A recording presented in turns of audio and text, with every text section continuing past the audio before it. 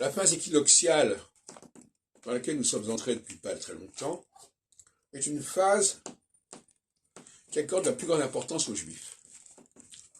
À la différence de la phase solsticiale, qui est une phase qui a tendance à vouloir les évacuer ou les noyer dans la masse. Parce que ce qui s'est passé en 2015, ça n'a rien à voir avec ce qui se passe en 2023. En 2015, il s'agissait de parler de la République en général, et pas spécialement des Juifs. Là, on a axé sur les Juifs, et c'est très significatif, très intéressant.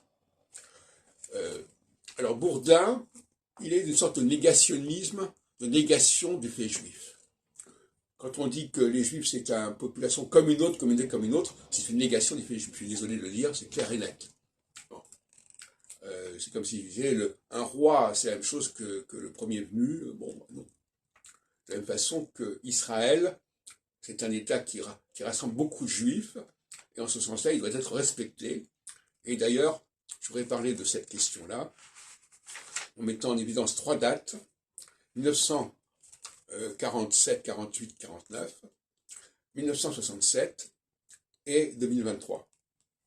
Dans les 3 cas, on est astrologiquement en phase équinoxiale, où on se rapproche du passage en phase équinoxiale.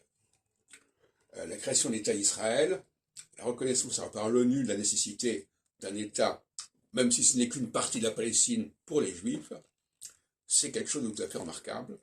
En 67, la guerre des 6 jours et la marche qui a eu lieu à Paris, à laquelle j'ai participé d'ailleurs, c'est tout à fait remarquable, parce que cette marche de 67 me fait penser à celle de la marche pour 2023.